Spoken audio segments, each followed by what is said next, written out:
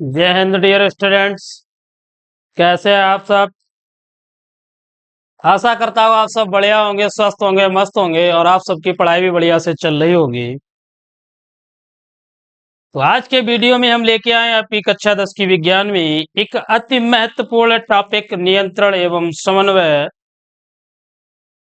जिसमें आज के वीडियो में हम जो आपका ब्रेन है, मस्तिष्क, उसका निपटारा करने वाले हैं। तो चलिए चलते हैं सीधे क्लास पर कि क्या है ब्रेन, मस्तिष्क है क्या एक्चुअली में।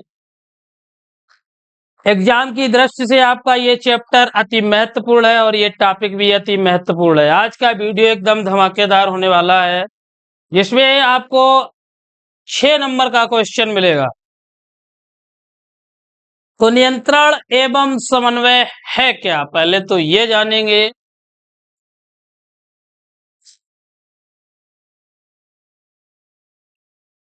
तो नियंत्रण एवं समन्वय लिखा है, स्क्रीन पे देख रहे हैं आप, लिखा है मानव में समन्वय। मानव में समन्वय, मानव देखिए कि मानव में नियंत्रण एवं समन्वय जो है वो एक तंत्रिका तंत्र और पेशी ऊतक द्वारा किया जाता है। तो समन्वय है क्या? देखिए, प्रत्येक जीव की जो जैविक क्रियाएं हैं वो उसका अभिन्न अंग होती हैं, अभिन्न अंग। अब सभी जीवों के लिए जैव प्रक्रियाओं का नियंत्रण एवं समन्वय होना बहुत ही जरूरी है।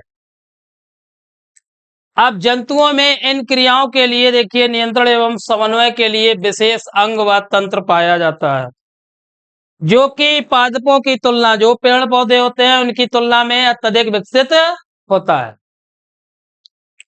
अब जंतुओं में देखिए नियंत्रण एवं समन्वय के लिए अंतःकोशिका है, आपकी तंत्रिका तंत्र है, अंतःस्रावी तंत्र है, ये पाए जाते हैं। अब जो मानव में समन्वय होता है, तो मानव में हमने बताया कि नियंत्रण एवं समन्वय तंत्रिका तंत्र और पेशी ऊतक द्वारा होता है। तंत्रिका तंत्र है क्या? तो तंत्रिका तंत्र देखिए शरीर की प्रत्येक, जो भी हमारा शरीर है इसकी प्रत्येक क्रिया में भाग लेता है तंत्रिका तंत्र।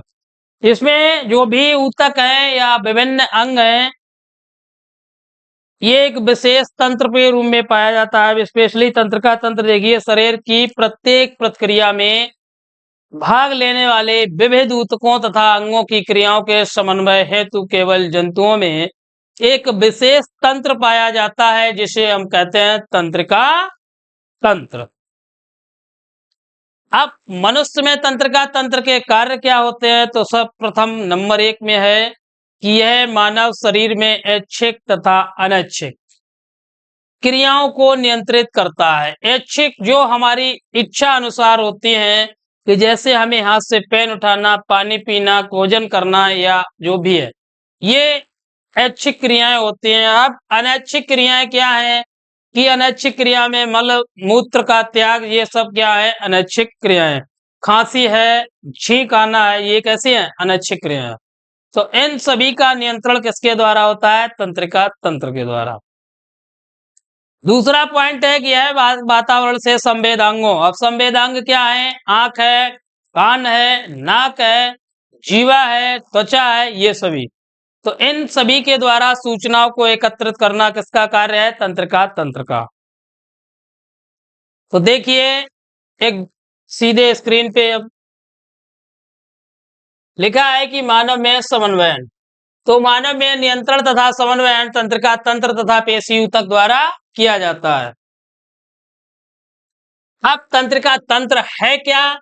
तो शरीर की प्रत्येक प्रक्रिया में भाग लेने वाले विविध ऊतकों तथा अंगों की क्रियाओं के समन्वयन हेतु केवल जंतुओं में एक विशेष तंत्र पाया जाता है, जिसे बोला जाता है तंत्रिका तंत्र। अब तंत्रिका तंत्र के कार्य, तो तंत्रिका तंत्र के प्रमुख कार्य लिखा है, निम्नलिखित है। नंबर 1 में यह मानव शरीर में ऐच्छिक तथा अनैच्छिक क्रियाओं को नियंत्रित करता है। दूसरा पॉइंट है कि यह वातावरण से संवेदांगों जैसे नाक, कान, जीभ इत्यादि द्वारा सूचनाओं को इकट्ठा करता है। एग्जाम्पल के लिए देखिए, स्वादांगों से स्वाद, जैसे जीभ से हमें स्वाद का पता लगता है, जबकि घ्राण अंग से हमें जो नाक है, नाक से गंध का पता लगता है।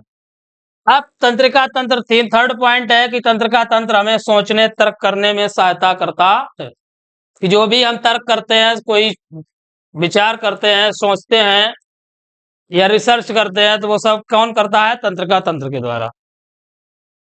नेक्स्ट है, यह मानव शरीर में प्रतिवर्ती क्रियाओं को नियंत्रित करता है। प्रतिवर्ती क्या है?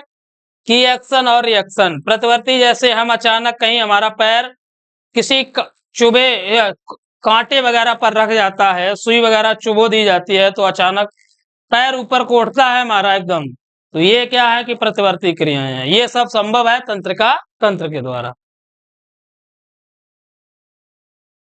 नेक्स्ट देखिए,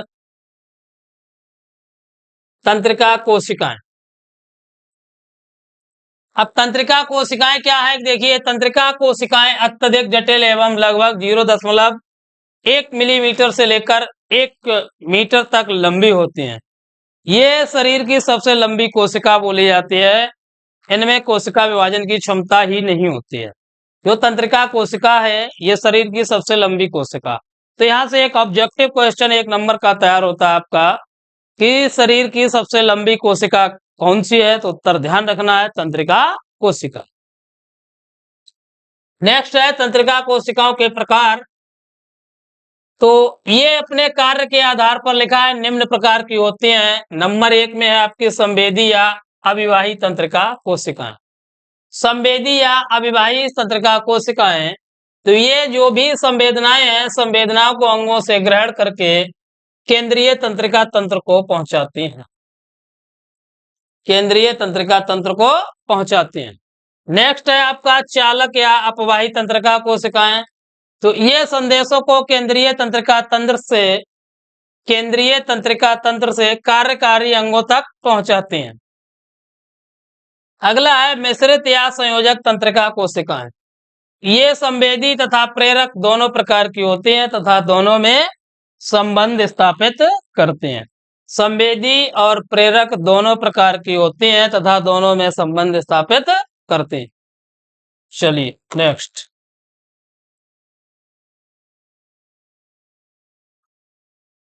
तंत्रिका तंत्र का विभाजन। तो देखिए, जो मानव है उसका तंत्रिका तंत्र मुख्यतः 3 भागों में विभाजित किया गया है। किसमें? 3 भागों में। जिसमें फर्स्ट है आपका केंद्रीय तंत्रिका तंत्र। केंद्रीय तंत्रिका तंत्र, देखिए, इस तंत्रिका तंत्र का प्रमुख भाग हमारा मस्तिष्क और मेरुरज्ज। क्या है? मस्तिष्क और मेरुरज्ज। अब जो शरीर के समस्त प्रतिक्रियाओं का नियमन करती हैं। और इनकी उत्पत्ति भ्रूण जो होता है गैस्ट्रुल्ला अवस्था के बाद विकास के समय बनने वाली तंत्रिका नाल से होती है। विकास के समय बनने वाली तंत्रिका नाल से होती है। अब जानेंगे हम मानव मस्तिष्क, जो अति महत्वपूर्ण एग्जाम की दृष्टि से आपका टॉपिक है। मानव मस्तिष्क, ह्यूमन ब्रेन। तो देखिए, हमारा जो मस्तिष्क है अत्यंत कोमल एवं महत्वपूर्ण अंग होता है। यह खोपड़ी के मस्तिष्क कोश में सुरक्षित रहता है। ये मस्तिष्क कोश है, इसमें सुरक्षित रहता है। मानव मस्तिष्क का भार जो होता है लगभग 1300 से 1400 ग्राम। 1 किलो 300 ग्राम से लेके 1 किलो 400 ग्राम तक होता है। इसके कहीं अन्य किताबों में कुछ और दे रखते हैं, तो लगभग लगा है, तो आप कंफ्यूज होने की कोई जरूरत नहीं है। जबकि जो नवजात शिशु होता है इसमें इसका भार 370 से 400 ग्राम तक होता है। तो मनुष्य में इसका जो आयतन होता है वो 1200 से लेकर 1500 सीसी होता है। जिस प्रकार आप जानते हैं कि ये मोटरसाइकिल 150 सीसी की है, ये ट्रैक्टर 50 हाउस पावर या 50-100 सीसी का है, ये गाड़ी 1500 सीसी की है। उसी प्रकार जो अपना मस्तिष्क है, इसका आयतन 1200 से लेकर 1500 सीसी तक होता है। अब यह जो चारों ओर एक तीन लेयर होती हैं, तिहरी झिल्ली से घिरा रहता है। देखिए, स्क्रीन पे देख रहे हैं आप चित्र। मानव मस्तिष्क है, पार्श्व दृश्य है पश्च भाग का, ये अग्र मस्तिष्क आपका हो गया, ये प्रमस्तिष्क, और ये आपका कपाल खोपड़ी बोली जाती है। देख रहे हैं आप 3 लेयर हैं इसमें। और बाकी हाइपोथैलेमस, पीयूष ग्रंथि, और ये आपका नीचे वाला ये भाग पश्चिम मस्तिष्क बोला जाएगा। फ्रॉन्स है, मेडुला है, अनुमस्तिष्क है, मेरुरज्ज, खोपड़ी, मृदुतानिका, मध्य मस्तिष्क और एर्वेनाइड परार्थ। तो इन्हें आप चित्र को अच्छे से देखें, क्योंकि विद चित्र के साथ ही 6 नंबर में क्वेश्चन आता है। तो मस्तिष्क का अत्यंत कोमल एवं महत्वपूर्ण अंग होता है। यह खोपड़ी के मस्तिष्क कोश में सुरक्षित रहता है। मानव मस्तिष्क का भार लगभग 1300 से 1400 ग्राम, जबकि नवजात शिशु में इसका भार 370 से 400 ग्राम तक होता है। मनुष्य में इसका आयतन 1200 से 1500 सीसी होता है। यह चारों ओर से तिहरी झिल्ली से घिरा होता है। तो इसे अच्छे से तैयार करें आप, बढ़िया से 6 नंबर में आता है। तो हमने आपको बताया कि जब भी आप वीडियो देखें साइंस में, तो कॉपी और पेन साथ में लेकर बैठें, जिससे नोट्स भी आपके बनते रहें, क्योंकि आने वाले एग्जाम में आपको ये नोट्स बहुत ही सहायता करेंगे। तो चलिए अगला टॉपिक क्या है आज का हमारा। आप देखिए जो झिल्लियां हैं उनका वर्णन है। तो लिखा है कि बाहरी झिल्ली को हम दृढ़ तानिका, मध्य झिल्ली को जाल तानिका तथा भीतरी झिल्ली को मृदु तानिका कहते हैं। तीनों झिल्लियां देखिए, वो बाहरी आवरण है झिल्ली है उसे दृढ़ तानिका, जो मध्य झिल्ली है उसे जाल तानिका, और जो भीतरी है उसे मृदु तानिका कहते हैं। अब मृदु तानिका में रुधिर कोशिकाओं का एक सघन जाल होता है, घना सघन जाल। इन्हीं के द्वारा मस्तिष्क को भोजन तथा ऑक्सीजन मिलती है। जो सघन कोशिकाओं का जाल है उसके द्वारा मस्तिष्क को भोजन और ऑक्सीजन। मृदु तानिका तथा जाल तानिका के मध्य एवं मस्तिष्क की गुहा में एक रंगहीन स्वच्छ तरल पदार्थ प्रमस्तिष्क मेरु द्रव्य भरा रहता है। क्या भरा रहता है? मेरु द्रव्य, जो मस्तिष्क को बाह्य आघातों से बचाता है। और मस्तिष्क के 3 प्रमुख भाग होते हैं, जिसमें अभी आपको समझाया था, अग्र मस्तिष्क, प्रमस्तिष्क और पश्च मस्तिष्क। तो अग्र मस्तिष्क देखिए क्या है आपका, इसके अंतर्गत निम्न भाग आते हैं। घ्राण मस्तिष्क, कौन सा? घ्राण। तो मनुष्य में ये कम विकसित होता है। प्रमस्तिष्क के दोनों ललाट पिंडों के निचले भाग पर एक एक अंडाकार व छोटा घ्राण पिंड, कौन सा? छोटा सा घ्राण पिंड स्थित होता है, और इसी को बोला जाता है, घ्राण पिंड को ही गंध के ज्ञान का केंद्र। जो भी आपको अच्छी खुशबू, खराब बदबू जो कुछ है, उन सभी का ज्ञान हमें घ्राण पिंड से होता है। तो ये गंध के ज्ञान का केंद्र होता है। नेक्स्ट है आपका प्रमस्तिष्क। तो यह अग्र मस्तिष्क का सबसे बड़ा व विकसित भाग है। प्रमस्तिष्क पर पाई जाने वाली दरारें इसकी सतह पर धरातल में वृद्धि करती हैं। इसका बाह्य भाग एक धूसर पदार्थ होता है, उससे बना होता है, तथा भीतरी भाग श्वेत पदार्थ से बना होता है। चलिए नेक्स्ट स्लाइड देखते हैं।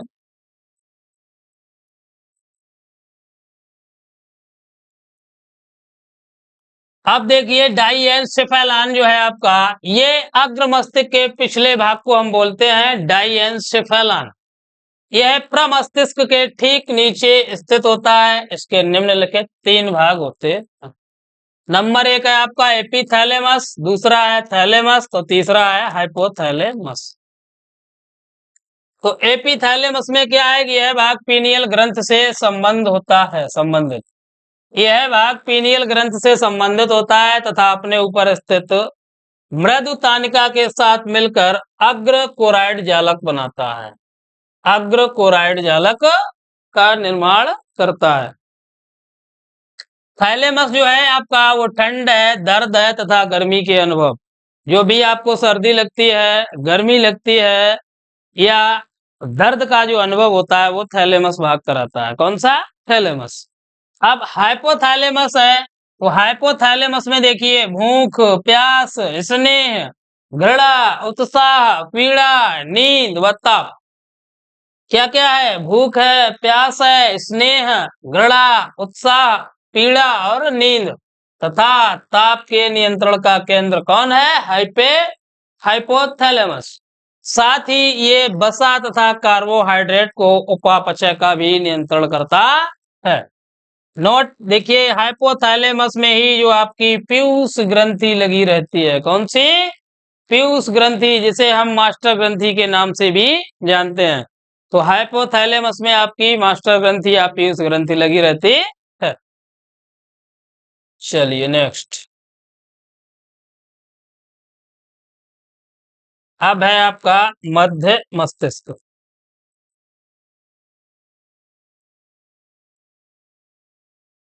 तो मध्य मस्तिष्क देखिए, मस्तिष्क का मध्य भाग जो है आपका, वो अपेक्षाकृत छोटा होता है। कैसा होता है? छोटा। यह भाग मस्तिष्क को मेरुरज्जु के साथ जोड़ता है। किसके साथ? मेरुरज्जु के साथ जोड़ता है, और इसका अधिकांश भाग प्रमस्तिष्क के जो गोलार्ध हैं उनसे ढका रहता है। उसके अंतर्गत चतुष्क गोलार्ध तथा कुरा सेरेब्राई पट्टिकाएं आती हैं। तो वही लिखा है कि मध्य मस्तिष्क में मध्य मस्तिष्क का मध्य भाग अपेक्षाकृत छोटा होता है। यह भाग मस्तिष्क को मेरुरज्जु के साथ जोड़ता है, और इसका अधिकांश भाग प्रमस्तिष्क के गोलार्धों द्वारा ढका रहता है। इसके अंतर्गत चतुष्क गोलार्ध द्वारा कुरास सेरेब्राई पट्टिकाएं आती हैं, जो पश्च मस्तिष्क को अग्र मस्तिष्क से जोड़ती हैं। इसमें दृश्य तंत्रिकाएं एक दूसरे को क्रॉस करती हैं तथा ऑप्टिक कियज्मा बनाती हैं। ऑप्टिक कियज्मा यह देखने तथा सुनने में सहायक होता है। देखने और सुनने में मध्य मस्तिष्क आपका सहायक होता है। इसके बाद में लास्ट है आपका पश्चिम मस्तिष्क। तो यह मेरुरज्जु तथा बचे हुए मस्तिष्क के संपर्क बनाए रखता है। इसके अंतर्गत निम्न भाग, नंबर 1 है पोन्स। तो ये 2.5 सेंटीमीटर लंबे उभार के रूप में मस्तिष्क के निचले तल पर स्थित होता है, और यह श्वसन नियमन में सहायक है। श्वसन नियमन, जो श्वास लेते हैं उसमें सहायक होता है आपका पोन्स। अनुमस्तिष्क, तो यह शरीर का संतुलन बनाए रखता है। यह पेशियों को नियंत्रित करके खेलने, कूदने, नाचने आदि को नियंत्रित कौन करेगा? आपका अनुमस्तिष्क। मस्तिष्क पुच्छ देखिए, यह मस्तिष्क का पश्च बेलनाकार है भाग है, जो कपाल से के महारंध्र से निकलकर मेरुरज्जु में स्थानांतरित हो जाता है। किसमें? मेरुरज्जु में स्थानांतरित हो जाता है। यह शरीर की जो भी अनैच्छिक क्रियाएं, जैसे आपकी श्वास की लय, हृदय स्पंदन दर, परिसंचरण, छींकना, खांसना, हिचकी, बमन, जीव की गतियां आदि का नियंत्रण कौन करेगा? मस्तिष्क पुच्छ। तो आशा करता हूं आप सभी को ये जो भी अभी तक आपको टॉपिक बताए गए, पढ़ाए गए, अच्छे से समझ में आ रहे होंगे। अगर कोई किसी प्रकार की आपको दिक्कत लग रही है कि हमें सर ये समझ में नहीं आ रहा, तो हमें कमेंट बॉक्स में आप जरूर बताएं, जिससे हम आपको कुछ बेटर देने की कोशिश करें। तो चलिए, आज का लास्ट टॉपिक है इस वीडियो का, मानव मस्तिष्क के कार्य। अब यहाँ से आपका मस्तिष्क का निपटारा कंप्लीट हो जाएगा। से अच्छे से तैयार करें, बढ़िया से, क्योंकि आने वाले एग्जाम में हमने बता रखा है कि आपको ये पूछा जाएगा। तो देखिए, फर्स्ट है मस्तिष्क शारीरिक गतिविधियों में समन्वय करता है। शारीरिक गतिविधियों में समन्वय करता है। सेकंड है, यह शरीर की सभी संवेदी अंगों से तंत्रिका आवेगों के द्वारा सूचनाएं प्राप्त करता है। अगला पॉइंट ये है, विभिन्न संवेदी अंगों से प्राप्त विभिन्न प्रकार के उद्दीपनों को परस्पर संबद्ध करता है और उचित प्रतिक्रियाएं उत्पन्न करता है। लास्ट है आपका कि यह संवेदी अंगों द्वारा मांसपेशियों और ग्रंथियों को अपना निर्देश भेजकर आवेगों के प्रति प्रतिक्रिया दर्शाता है, जिसके अनुसार हमारे अंग कार्य करते हैं। तो जो कुछ है सब कुछ आपका मानव मस्तिष्क है उसके ऊपर डिपेंड है। ये सेंटर होता है, इसी से हमारा पूरा का पूरा शरीर काम करता है। बॉडी जो है वो इसी के अकॉर्डिंग काम करती है। कि अगर हमने पेन देखा है, अब पेन हमें उठाना है, तो पेन पहले हमने देखा आंखों से, आंख ट्रांसफर करेगा मस्तिष्क को, मस्तिष्क बताएगा कि ये पेन है, अब उठाने के लिए हमें मस्तिष्क का ही भाग ट्रांसफर करेगा हाथ को कि आप पेन उठाइए। तो जो कुछ है आपके मानव मस्तिष्क में हमने बता रखा है, पूरा कंप्लीट हो चुका है मस्तिष्क आपका। तो आज के वीडियो में बस इतना ही। प्लीज अगर वीडियो अच्छा लगे तो वीडियो को लाइक जरूर करें, और अगर आप हमारे चैनल पर नए हैं तो प्लीज चैनल को सब्सक्राइब करें, साथ ही साथ बेल आइकन को भी दबा दें, जिससे आने वाले वीडियो का नोटिफिकेशन आप तक सबसे पहले पहुंचे। तो मिलेंगे अब अगले वीडियो में एक नए धमाकेदार अच्छे से टॉपिक के साथ। तब तक के लिए धन्यवाद। जय हिंद, जय भारत।